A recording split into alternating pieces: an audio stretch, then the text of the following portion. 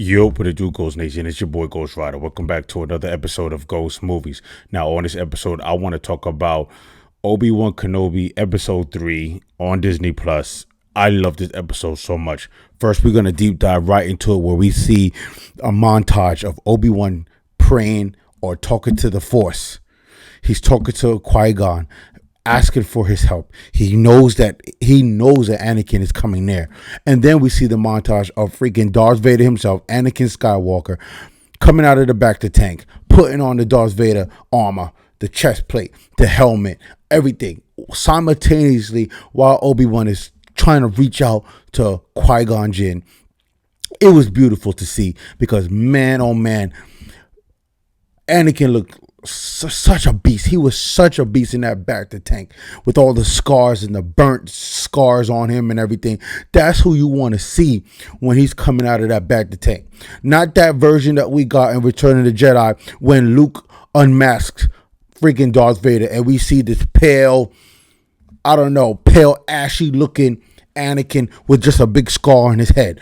I don't like that version of Anakin. I like this burnt, charred looking Anakin that we got in this back to tank.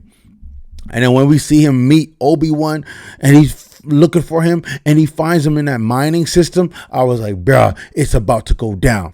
Now, before we get to that battle scene, let me just say right now that Alaria Sand, now, if y'all don't know who that is, she was in Game of Thrones. She's one of the Sand Snakes. They got that actress to come into freaking Star Wars. And first of all, I thought she was part of the Empire. And when she did the switch and she shot all those stormtroopers, I lost my shit because I love Alaria Sand. I love that woman so freaking much. She's the reason why I love Game of Thrones because of that actress, man. I don't even want to say her real name. Her Game of Thrones name is Alaria Sand. Now, when I found out that she was actually part of the Resistance, just dressed up as an Empire, I was like, yo, I was on board. She's helping out Obi-Wan. She's helping out freaking Leia. I was on board. I lost my shit, man. And when she took off her freaking clothes and she put on the Resistance robe, I was like, yeah, you go ahead, baby. You do your shit. You help out freaking Obi-Wan. I was freaking pumped watching this episode. Now, I just have one thing that I have to say about Ben, a.k.a. Obi-Wan Kenobi. When he finally comes to face freaking Anakin Skywalker, a.k.a. Darth Vader, why the fuck is he running away? I know it's been 10 years that he fought with his lightsaber and he used the Force. But man, I'm so mad that they made Obi-Wan a bitch. Obi-Wan is my favorite Jedi of all time. Why do you make him a pussy hole? Why do you make him a bitch? Why? Obi-Wan is supposed to take on all comers head on. And you make him a bitch. I was so mad about that. Now, I want to talk about Reva. Reva wants to actually take her place. She actually had full video conference with freaking Anakin Skywalker, Darth Vader.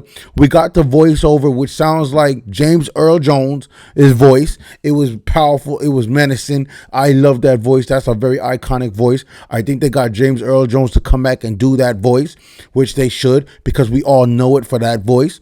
But it looked like she's trying to be on the right-hand side of freaking Darth Vader. That's what she's trying to do. She's trying to overcome the fifth brother, and she's trying to overcome the other Inquisitor. I don't know if she's the fourth sister or the fifth sister. I don't know who else that other one in that body makeup or whatever. But there's another Inquisitor that's there. It looks like Reva's trying to overthrow the fifth brother, and which is Han from Fast and Furious, his character.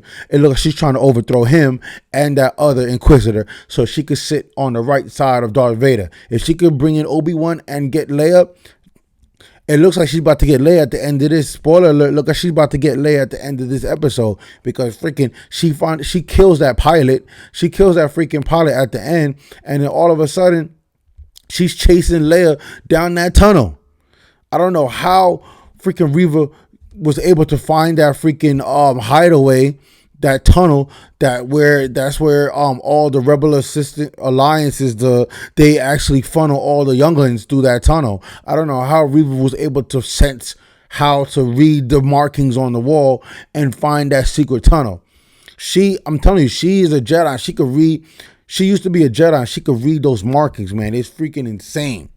But anyway, I love this episode. The only nitpick I had was the fact that freaking Obi-Wan was a freaking bitch when confronting freaking Darth Vader.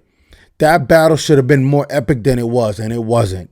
I had goosebumps when that montage in the beginning of this episode was unraveling. I had freaking chills, bruh.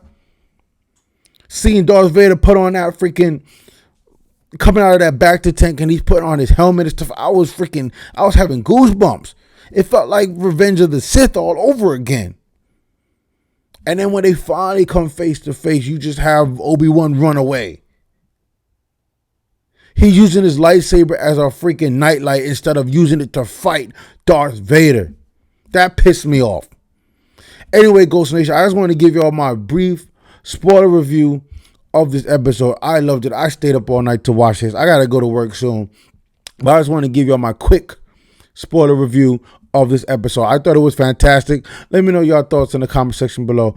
Also, hit that like button, that thumbs up button on my video. Subscribe to my channel for all the latest and greatest videos, because I'm going to do reviews for every episode of this series, because I love Obi-Wan very much. Very, very much. And this is giving me chills back to the originals and the prequels, because I love Obi-Wan so freaking much. And Ewan McGregor, he's like the perfect recasting actor of all time.